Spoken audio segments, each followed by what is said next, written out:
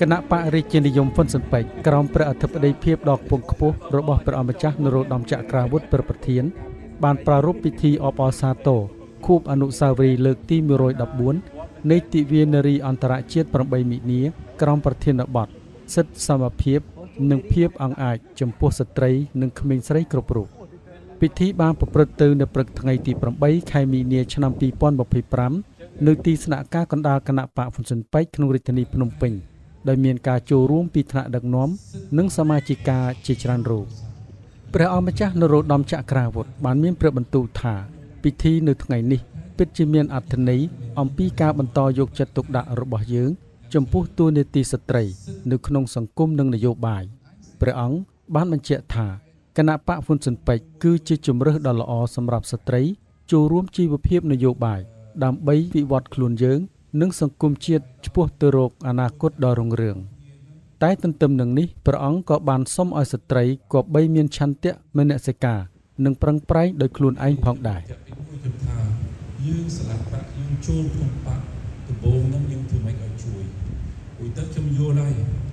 បញ្ហាថាវិការព្រះអង្គម្ចាស់នរោត្តមចក្រាវុធទ្រង់បានផ្ដល់ឱកាសដល់ប្រធានចលនាស្ត្រីប្រធានក្រុមការងារបោះឆ្នោតគណៈបកហ៊ុនស៊ិនប៉ិចនិងតំណាងរាស្ត្រព្រមទាំងប្រតិភូឧត្តមក្រុមប្រឹក្សាពិគ្រោះនិងផ្ដល់យោបល់ដើម្បីលើកឡើងអំពីអ្វីដែលយើងបាននិងកំពុងធ្វើតាក់ទងទៅនឹងស្ត្រីក្នុងក្របខ័ណ្ឌគណៈបកនិងស្ថាប័នជាតិ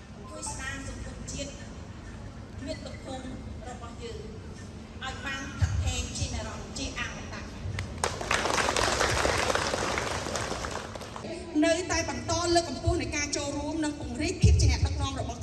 ស្ត្រីនិងក្មេងស្រីនៅគ្រប់កម្រិតនៅទូទាំងប្រទេស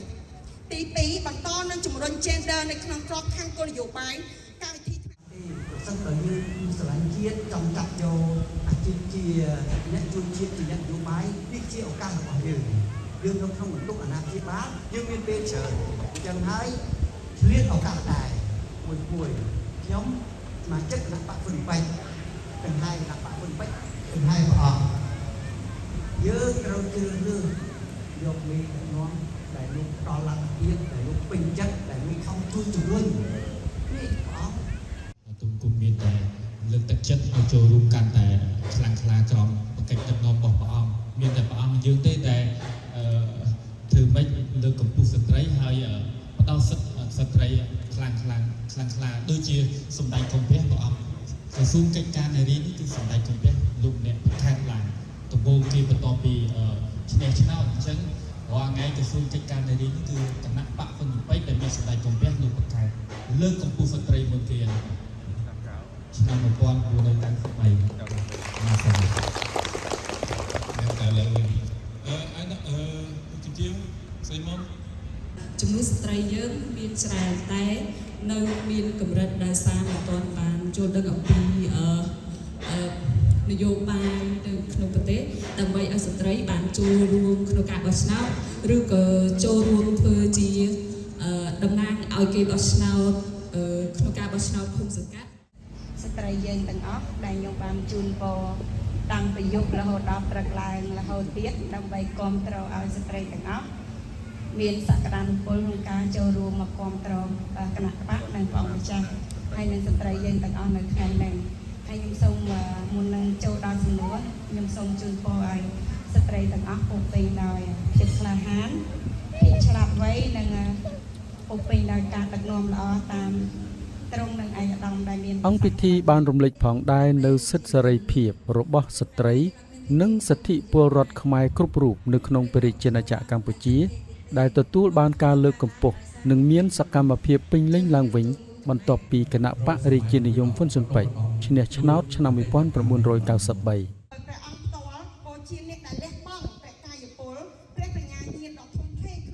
អង្គពិធីក៏សូមក្រាបបង្គំចូលរួមអបអរសាទរយ៉ាងស្មោះស្ម័គ្រថ្វាយចំពោះសម្ដេចព្រះមហាក្សត្រីនរោត្តមមុនិនាថសីហនុព្រះវររាជមាតាជាតិខ្មែរជាទីគោរពសក្ការៈដ៏ខ្ពង់ខ្ពស់ដែលព្រះអង្គទ្រង់បានបំពេញព្រះរាជបេសកកម្មនិងការលះបង់អស់ព្រះកាយពលព្រះរាជបញ្ញាក្នុងការលើកកម្ពស់សិទ្ធិអំណាចដល់ស្ត្រីលើកកម្ពស់សមភាព Gender និងបានធ្វើជាគំរូដ៏មានឥទ្ធិពលសម្រាប់ប្រជារាស្ត្រខ្មែរយើងទាំងអស់គ្នា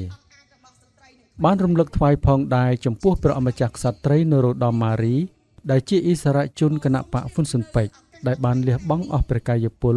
បានដឹកនាំចលនាស្ត្រីចូលរួមក្នុងសកម្មភាពនយោបាយនិងសង្គមកម្ពុជា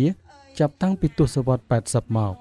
អង្គពិធីទាំងមូលក៏បានបង្ហាញនូវទឹកចិត្តស្វាមីភក្តិដង្ហែជុំវិញព្រះអម្ចាស់នរោត្តមចក្រាវុធព្រះប្រធានដឹកនាំជំនាន់ថ្មីដើម្បីកសាងធម៌ពលថ្មីលើកកម្ពស់ស្ត្រីក្មេងស្រីនិងលើកកម្ពស់ជីវភាពប្រជារាស្ត្រក្នុងសង្គមជាតិទាំងមូលឲ្យកាន់តែប្រសើរឡើងថែមទៀត ព្រះអង្គម្ចាស់នរោត្តមចក្រវុឌ្ឍព្រះប្រធានគណៈបកហ៊ុនស៊ិនប៉ិចដែលតែងតែយកចិត្តទុកដាក់លើកទឹកចិត្តជំរុញនិងគាំទ្រដល់ស្ត្រីឲ្យមានសិទ្ធិចូលរួមនៅក្នុងគណៈបកនយោបាយជាពិសេសចូលរួមនយោបាយជាមួយនឹងគណៈបកហ៊ុនស៊ិនប៉ិចរបស់ព្រះអង្គ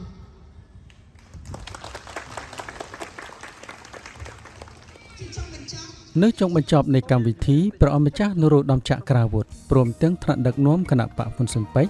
បានជូននូវបាច់ផ្កានិងវត្ថុអនុស្សាវរីយ៍ជូនដល់ស្ត្រីទាំងអស់ដែលបានចូលរួមប្រកបដោយបរិយាកាសរីករាយនិងស្និទ្ធស្នាលបំផុត